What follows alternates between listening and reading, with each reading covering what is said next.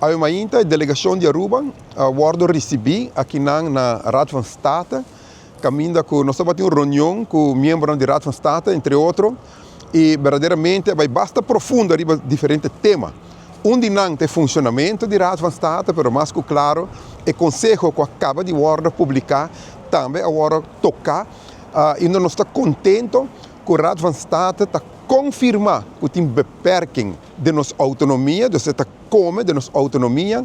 A Raad van State, na duas ocasiões, avisa também que a lei que tem implicação financeira tem que vir de prometo, esta quita a autonomia também arriba parte aí.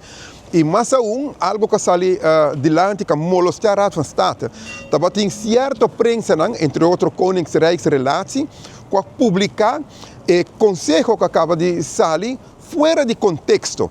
E nós compreendemos que tem hasta ministro na Aruba que saca parte incorreta e põe arriba no Facebook, de qual a molestar é órgão aqui independente, profissional, para o qual não atrasa adiante.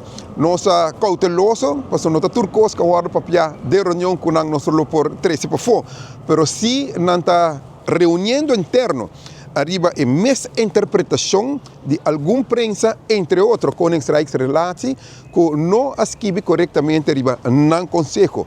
E muito provavelmente não faz uma reação arriba aqui.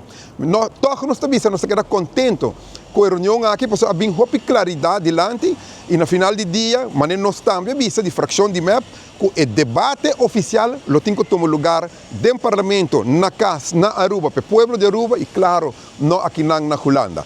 Pois nós estamos agradecidos, Raad van State, para clarificar e para receber a delegação de Aruba em sua totalidade, e clarificar certo ponto que para nós portar não está full claro no conselho, mas sim está claro que o beperking de nossa autonomia, de nossa parte autonomia financeira, está ancrado no conselho aqui também.